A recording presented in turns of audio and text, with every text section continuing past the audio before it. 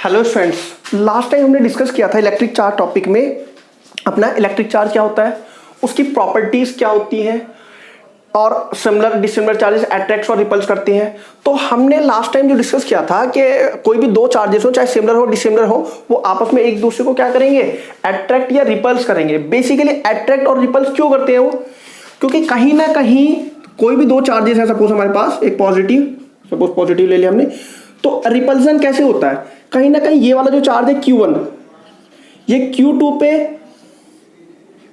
एक पुश कर रहा है और सिमिलर वे में Q2 Q1 को क्या कर रहा है, पुश कर रहा है, तभी तो ये एक दूसरे को रिपल्स कर पा रहे हैं, है ना। सिमिलर वे में एक पॉजिटिव चार्ज की बात करेंगे और जब हम नेगेटिव चार्ज की बात करेंगे तो कहीं ना कहीं पॉजिटिव चार्ज क्या कर रहा है, नेगेटिव चार्ज को अपनी साइड को पुल कर रहा है ना, इधर को। और ये नेगेटिव चार्ज पॉजिटिव चार्ज को क्या कर रहा है, अपनी साइड को ये भी पुल कर रहा है। तो कहीं ना कहीं ये क्या मिल रहा है हम लोग को, अट्रैक्शन मिल रहा है ना। तो चाहे रिपल्सन हो चाहे अट्रैक्शन हो, किसकी वजह से हो रहा है, पुशिंग और पुलिंग की वजह से हो रहा है। और बेसिकली पुश एंड पुल क्या होता है हमारा, फोर्स ही तो है। तो कहीं ना कहीं ये जो चार्जेस है हमारे, ये आपस में फोर्स एक्सपीरियंस करा रहे हैं एक दूसरे पे। अब हमने क्या करना है, इन चार्जेस में कितना फोर्स लग रहा है वो कैलकुलेट करना है, चाहे दो चार्जेस की बात हो चाहे ज्यादा चार्जेस की बात हो। जब हम लोग दो चार्जेस के बीच फोर्स कैलकुलेट करेंगे तो यूज करेंगे हम लोग क्या, कूलम्ब्स लॉ। बट अगर हमारे पास बहुत सारे चार्जेस हो जाते हैं, मोर देन टू चार्जेस, तो फिर हम लोग यूज करेंगे क्या, प्रिंसिपल ऑफ सुपरपोजिशन को। तो पहले हम लोग देखते हैं कूलम्ब्स लॉ क्या होता है, फिर आगे हम लोग डिस्कस करेंगे प्रिंसिपल ऑफ सुपरपोजिशन। चलिए अपना स्टार्ट करते हैं कूलम्ब्स लॉ को। बेसिकली कूलम्ब्स लॉ जो दिया था, एक फ्रेंच मिलिट्री इंजीनियर थे चार्ल्स फ्रेडरिक कूलम्ब्स, उन्होंने ये लॉ दिया था। उन्होंने बोला था कि अगर हमारे पास कोई भी दो चार्जेस हो, सपोज मेरे पास ये कोई भी दो चार्जेस हो, चाहे वो सिमिलर हो चाहे डिसिमिलर हो, वो आपस में एक दूसरे को अट्रैक्ट या रिपल्स करेंगे विद ए फोर्स।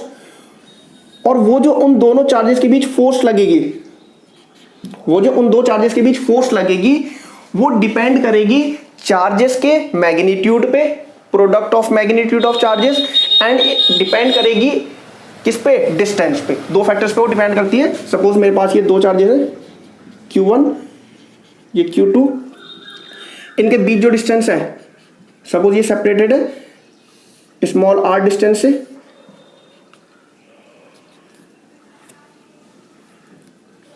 ये डिस्टेंस इनके बीच, तो इन दोनों चार्जेस पे जो फोर्स लगेगी, फोर्स वो पहला डायरेक्टली प्रोपोर्शनल होगी product of magnitude of charges. मैं देखिए, मैं मैग्नीट्यूड की बात कर रहा हूं या नेचर की बात नहीं कर रहा।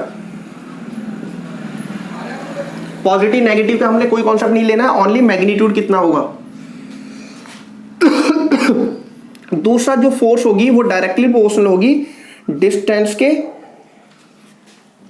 स्क्वायर, इनवर्सली प्रोपोर्शनल होगी डिस्टेंस के, जो जितने भी डिस्टेंस होगी उसके स्क्वायर।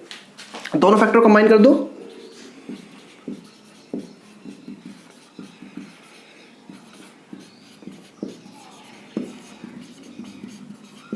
जब दोनों फैक्टर कंबाइन करते हैं तो force is directly proportional to product of magnitude of charges and inversely proportional to square of distance between them.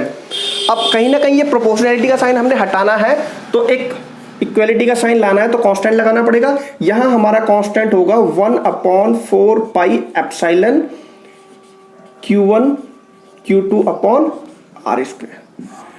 ये फोर्स होगी दो चार्जेस के बीच, जो डायरेक्टली प्रोपोर्शनल होगी product of magnitude of charges के एंड इनवर्सली प्रोपोर्शनल होगी square of distance between them के। अभी देख लेते हैं 1/4 पाई एप्सिलॉन क्या है, ये कांस्टेंट है फ्री स्पेस में, जिसकी वैल्यू होती है हमारी 9 × 10⁹ यूनिट। देख लेते हैं, देखिए जब हम लोग यूनिट निकालेंगे तो ये सारा फैक्टर एक साइड रह जाएगा कांस्टेंट, और ये R स्क्वायर इधर पहुंच जाएगा ऊपर, और Q1 Q2 नीचे पहुंच जाएगा।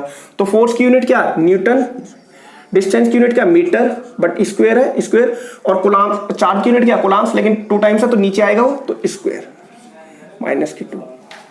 बोलो, ये हमारी यूनिट है किसकी, कांस्टेंट की, 1/4 पाई एप्सिलॉन, जो हम लोग फ्री स्पेस में यूज करते हैं। ये क्या है, बेसिकली इसे बोलते हैं हम लोग परमिटिविटी ऑफ फ्री स्पेस।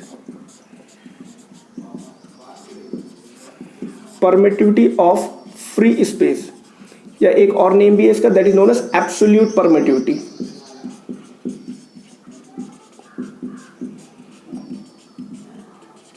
इसकी वैल्यू भी जान लेते हैं। एप्सिलॉन की वैल्यू होती है हमारी 8.854 इंटू 10⁻⁻12 यूनिट। जो ये डायमेंशंस है ये इन्वर्स कर दो बस, यहां हो जाएगा coulomb square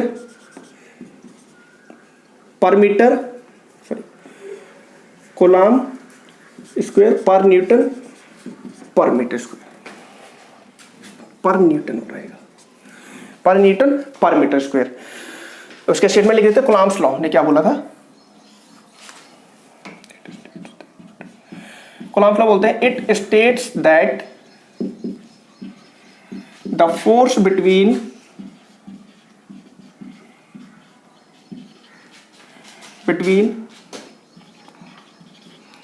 any two charges is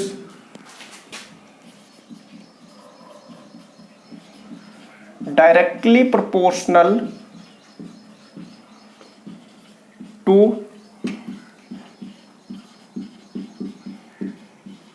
product of magnitude of charges and inversely proportional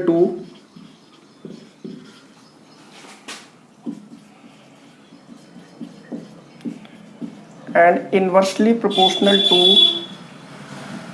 square of distance between them,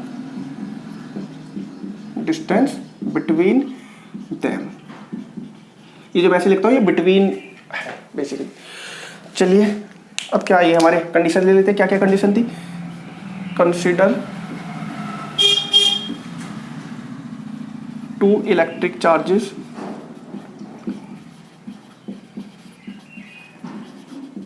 Q1 and Q2 separated by a distance. By a distance small r, placed in free space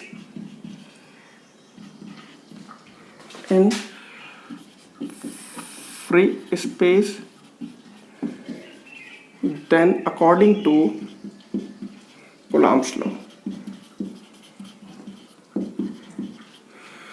ये मेरी condition हो गई from Coulomb's law, product of magnitude of charges. ये सारा मैंने तुम लोगों को डिस्क्राइब कर दिया है। अब देखिए सारी चीजें हम लोगों को समझ में आ गई कि कूलम्ब्स लॉ क्या है, कैसे फोर्सेस एग्जिस्ट करती है। बट एक चीज अभी समझ में नहीं आई होगी, दैट इज ये क्या है। नाम इसका परमिटिविटी है, बट अभी तक समझ में नहीं आया होगा बेसिकली परमिटिविटी होती क्या है। चलिए डिस्कस करते हैं परमिटिविटी क्या होती है।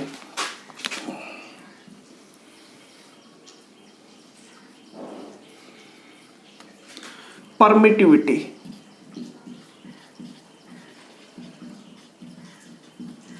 बेसिकली परमिटिविटी एक ग्रीक रिप्रेजेंटेशन है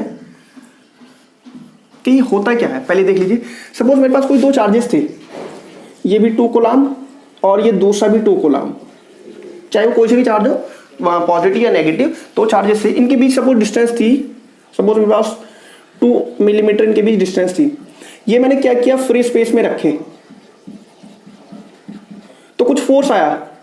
जब मैंने इन्हें फ्री स्पेस में रखा तो सपोज मेरे पास एक फोर्स आया, जो फोर्स की वैल्यू उस टाइम मुझे मिली वो लगभग मिल गई मुझे लगभग 8 न्यूटन के आसपास मिल गई।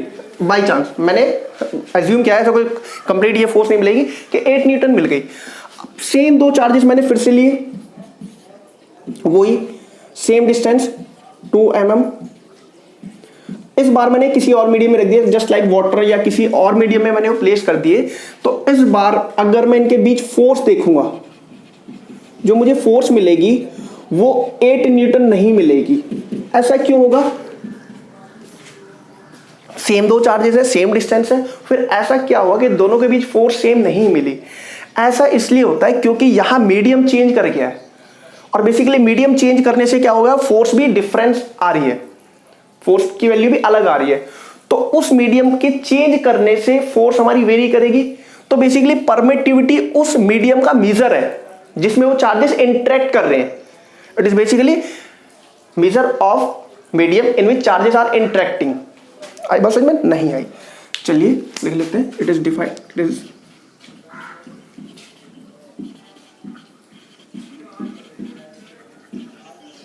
measure of property, it is measure property of medium in which charges are interacting।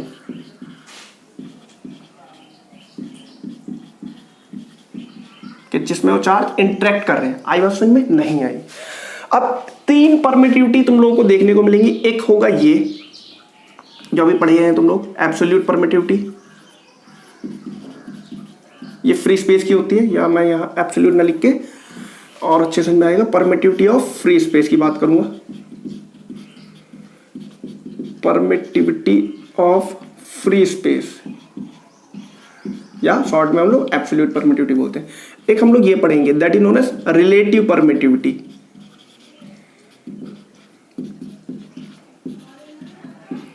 Relative permittivity, इसका एक अनदर नेम भी है, that is known as dielectric constant. ये हम लोग कैपेसिटेंस वाले चैप्टर में स्टडी करेंगे। और ये सपोज किसी मीडियम की permittivity, permittivity of any given medium,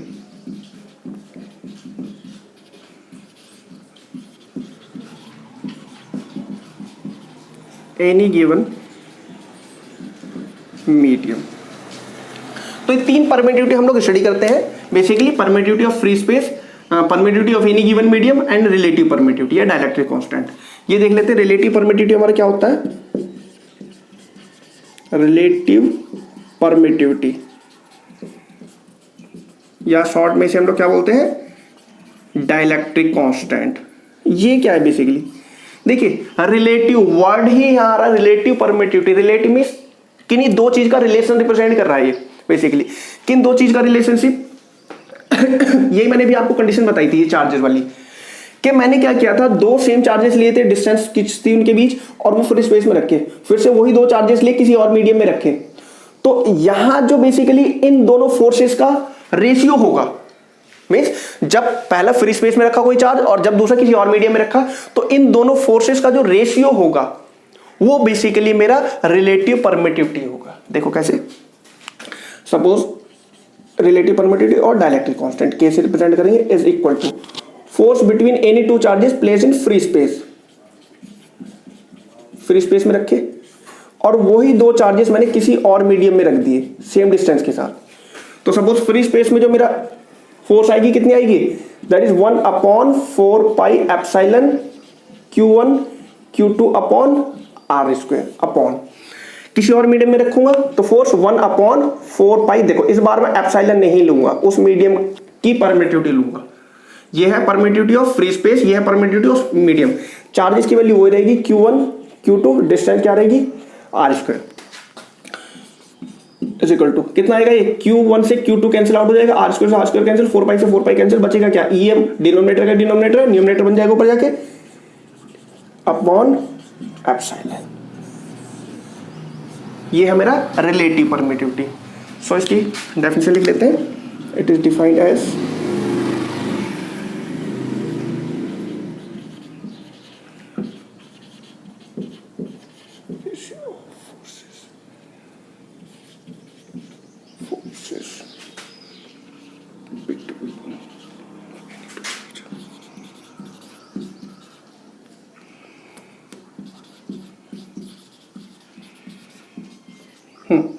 it is defined as ratio of forces between any two charges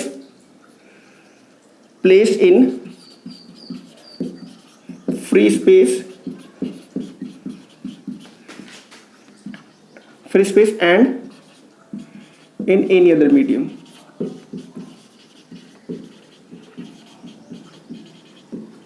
यहाँ हम लोग एक और डेफिनेशन बना सकते हैं, रिलेटिव परमिटिविटी और dielectric constant is defined as ratio of permittivity of any medium to permittivity of free space. यहां से एक डेफिनेशन हम लोग ये भी बना सकते हैं। तो ये था कॉन्सेप्ट हमारा फोर्सेस बिटवीन चार्जेस का, Coulomb's law, permittivity, relative permittivity. आगे हम लोग डिस्कस करेंगे प्रिंसिपल ऑफ सुपरपोजिशन।